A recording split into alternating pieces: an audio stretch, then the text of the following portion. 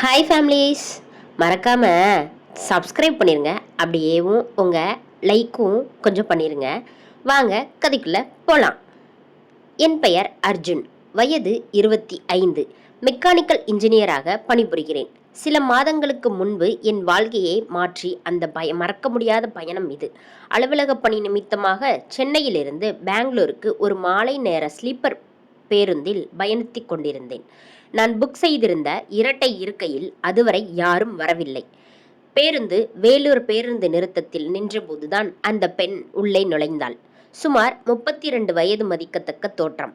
ஆனால் அவளது முகத்தில் இருந்த வசீகரமும் அமைதியும் அவளை 20களின் தொடக்கத்தில் இருக்கும் ஒரு இளம்பெண் போலவே காட்டியது. அவள் நேராக என் இருக்கைக்கு அருகில் வந்து நின்றாள். வணக்கம், இது என்னோட சீட்டு தான்.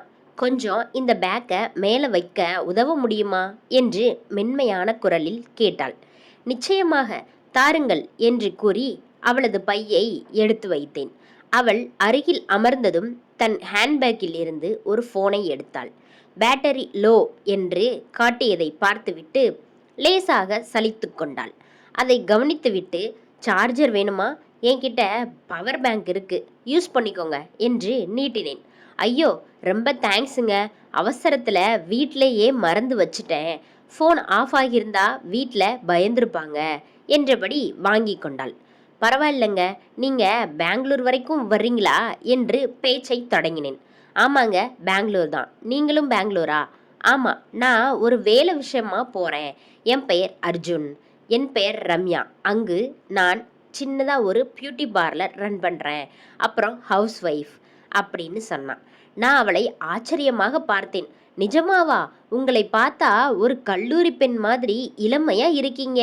ஹவுஸ் ஒய்ஃப்னு சொன்னா நம்பவே முடியல என்றேன் குறும்பாக.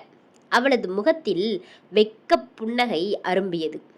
சும்மா ஐஸ் வைக்காதீங்க அர்ஜுன், எனக்கு 33 வயசாகுது, கல்யாணமும் ஆகிடுச்சு என்றாள். நிஜமாத்தான் சொல்கிறேன் ரம்யா, உங்ககிட்ட ஒரு தனி வசீகரம் இருக்கு என்றேன். இரவு 9 மணிக்கு ஹோட்டலில் சாப்பிட்டு விட்டு வந்த பிறகு குளிர் அதிகமாக இருக்கவே எங்களது பேச்சு இன்னும் நெருக்கமானது. அர்ஜுன், உங்களுக்கு கேர்ள் ஃப்ரெண்ட் யாரும் இல்லையா? பார்க்க நல்ல ஹேண்ட்ஸமாக இருக்கீங்க என்று மெல்ல கேட்டாள். இருந்தாங்க ரம்யா, ஆனால் பிரேக்கப் ஆகிடுச்சு. இப்போ முற்றிலும் சிங்கிள். உங்களைப் போல ஒரு நல்ல அன்பான துணையை தேடிக்கிட்டு இருக்கேன் என்று அவளது கண்களை பார்த்து சொன்னேன். என்ன மாதிரியா? உங்களுக்கு என்ன அவ்வளோ பிடிச்சிருக்கா என்ன என்று கண்களை சுருக்கி கேட்டாள்.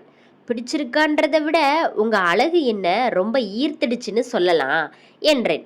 அவள் எதுவும் பேசாமல் ஜன்னல் வழியே வெளியே பார்க்க தொடங்கினாள். ஆனால் அவளது முகத்தில் ஒரு மெல்லிய சந்தோஷம் தெரிந்தது. நள்ளிரவு 12 மணியை கடந்திருந்தது. பேருந்தின் விளக்குகள் அனைத்தும் அணைக்கப்பட்டு ஏசியின் குளிர் எலும்பு வரை ஊடுருவியது.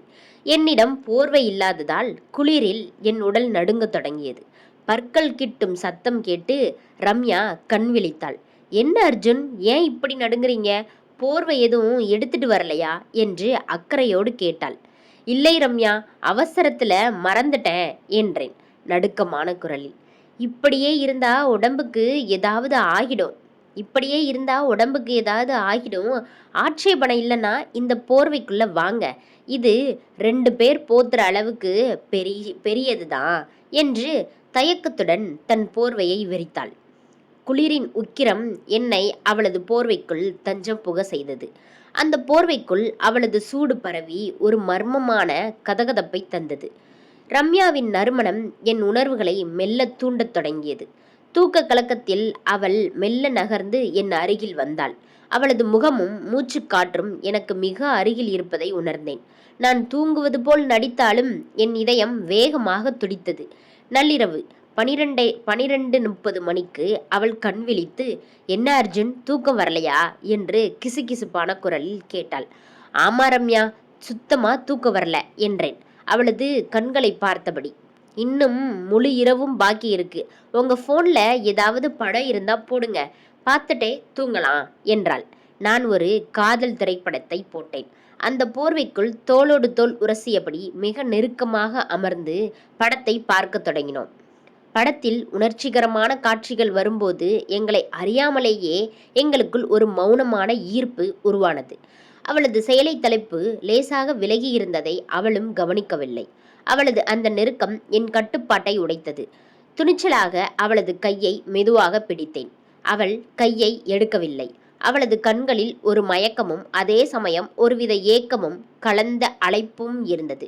யாராவது பார்க்க போறாங்க அர்ஜுன், கையை விடுங்க என்று உதடுகள் சொன்னாலும் அவளது குரலில் தடுப்பு இல்லை. யாரும் பார்க்க மாட்டாங்க ரம்யா, எல்லாரும் தூங்கிட்டாங்க என்று கூறி அவளது விரல்களை என் விரல்களோடு கோர்த்து கொண்டேன். எல்லாரும் தூங்கிட்டாங்க என்று அவளது விரல்களை என் விரல்களோடு கோர்த்து கொண்டேன். இனி இந்த கையை நான் விடமாட்டேன் என்றேன். அவள் என் முகத்திற்கு மிக அருகில் வந்து, உங்களால் என்ன செய்ய முடியும்னு காட்டுங்க பார்க்கலாம் என்று சவால் விடுவது போல் கண் சுமிட்டினாள். அதற்கு மேல் என்னால் என்னை கட்டுப்படுத்த முடியவில்லை. அந்த போர்வைக்குள் அவளது இதழ்களை தேடி என் இதழ்களை பதித்தேன். அவளது அணைப்பும் அந்த நள்ளிரவு தழுவல்களும் அந்த பேருந்து பயணத்தையே ஒரு மாயாஜால உலகமாக மாற்றியது. விடியும் வரை சுமார் 4 மணி நேரங்கள் சுமார் 4 மணி நேரம் நாங்கள் உலகத்தையே மறந்து அந்த இன்பத்தில் திளைத்தோம். இரு மனங்களும் உடல்களும் ஒன்றுபட்ட அந்த தருணம் எங்களை முற்றிலும் வேறொரு உலகத்திற்கு அழைத்து சென்றது. அதிகாலை 5 மணி. ஆட்கள் நடமாட்டம் தெரிய தொடங்கியதும் விலகி அமர்ந்தோம். ரம்யாவின் முகத்தில் ஒரு புதிய தேஜஸ் தெரிந்தது. அர்ஜுன், இன்னைக்கு என்ன ரொம்ப சந்தோஷப்படுத்திட்டீங்க. பெங்களூர் போனதும் நாம இதை தொடரலாம். நான் ஒரு ஹோட்டல் புக் செஞ்சிருக்கேன் என்றேன். அன்று முழுவதும் பெங்களூர் ஹோட்டல் அறையில் நாங்கள் மட்டுமே வாழும் ஒரு தனி உலகத்தில் இருந்தோம். அதன் பிறகு 2 மாதங்கள் ஓடிவிட்டன. ஒரு நாள் மாலை பெங்களூரில் ஒரு வணிக வளாகத்தில் பொருட்களை வாங்கி கொண்டிருந்த போது எதிர்பாராமல் ரம்யாவை கண்டேன். அவளுடன் ஒரு வயதான முதியவரும் 5 வயது சிறுவனும் இருந்தனர். நான் அருகில் சென்றபோது அந்த சிறுவனை என் மகன் கவின் என்றும் முதியவரை என் மாமனார் என்றும் அறிமுகப்படுத்தினாள். மாமனாரையும் மகனையும் கடையில் அமர சொல்லிவிட்டு ரம்யா என்னிடம் தனியாக பேச வந்தாள். அவளது கண்கள் கலங்கியிருந்தன. அர்ஜுன், அன்னைக்கு பயணத்துல என் தனிமையையும் சோகத்தையும் மறக்கத்தான் நான் அப்படி பழகுனேன். 2 வருஷத்துக்கு முன்னாடி ஒரு விபத்துல என் கணவர் இறந்துட்டாரு. என் மாமனார் வீட்டில தான் நான் இருக்கேன். கணவர் இறந்துட்டாரு, மாமனார் வீட்டில தான் நான் இருக்கேன். சமூகம் என்ன எப்படி பார்க்கும்னு பயந்துதான் அன்னைக்கு பையனை பத்தி உங்ககிட்ட சொல்லல. நாம இதோட பிரிந்து விடுவது நல்லது என்று கூறி விடைபெற்றாள். ரம்யாவின் தனிமையும் அவளது நிலையும் என் மனதை உலுக்கியது. சில நாட்களுக்கு பின் அவளே ஒரு தொழில்முறை பயணமாக மைசூர் செல்லும்போது தனக்கு துணையாக வர முடியுமா என்று போனில் கேட்டாள். மைசூர் பயணத்தின் போது ஒரு காஃபி ஷாப்பில் அவளது கைகளை பற்றி கொண்டு என் மனதில் இருந்ததை தீர்க்கமாக கூறினேன். ரம்யா, எனக்கு உங்களை பிடிச்சிருக்கு. உங்களையும் கவினையும் வாழ்நாள் முழுக்க பாதுகாப்பா பார்த்துக்க நான் தயார். ஆனா நாம ஒளிஞ்சு மறைஞ்சு வாழ வேண்டாம். உங்க மாமனாரிடமே முறைப்படி சம்மதம் கேட்கிறேன் என்றேன். அடுத்த வாரம் அவளது வீட்டுக்கு சென்று பெரியவரிடம் என் விருப்பத்தை கூறினேன். அவர் என் கைகளை பற்றி கொண்டு, என் மகன் போனதிலிருந்து இந்த வீடே இருண்டு கிடக்கு தம்பி. ரம்யா எனக்கு மருமகள் இல்லை, என்னோட சொந்த பொண்ணு. அவளோட தனிமை எனக்கு புரியும்.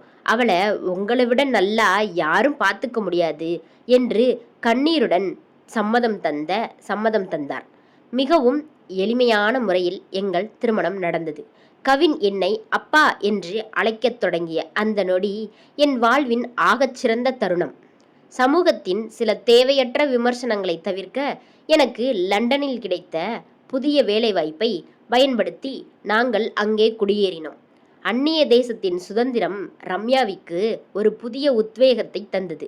அங்கே அவள் ரம்யாஸ் மேக்ஓவர் என்ற பெயரில் ஒரு பியூட்டி பார்லர் தொடங்கி வெற்றிகரமான ஒரு பெண் தொழில் அதிபராக மாறினாள். காலத்தின் சுழற்சியில் எங்கள் காதலின் சாட்சியாக எங்களுக்கு ஒரு அழகான பெண் குழந்தை பிறந்தது. அவளுக்கு யாழினி என்று பெயரிட்டோம். 1 வருடம் கழித்து இந்தியா வந்து ரம்யாவின் மாமனாரை சந்தித்த போது அவர் யாழினியை தூக்கி கொஞ்சி மகிழ்ந்தார். தம்பி அர்ஜுன், என் பொண்ணு முகத்துல இப்ப இருக்கிற இந்த சந்தோஷமே எனக்கு போதும் என்றார். அன்று சென்னையில் இருந்து பெங்களூர் சென்ற அந்த சாதாரண பேருந்து பயணம் ஏதோ ஒரு திசையில் போய்க் கொண்டிருந்த என் வாழ்க்கையை ஒரு குடும்பத்தின் ஒட்டுமொத்த மகிழ்ச்சியை மீட்டெடுக்கும் உன்னதமான பாதையை நோக்கி திருப்பிவிட்டது. உன்னதமான பாதையை நோக்கி திருப்பிவிட்டது. இந்த கதை உங்களுக்கு பிடிச்சிருந்தா மறக்காம அந்த ரெட் கலர் சப்ஸ்கிரைப் பட்டனை மட்டும் சப்ஸ்கிரைப் பண்ணிருங்க. அப்படியே கமெண்ட்டும் பண்ணுங்க.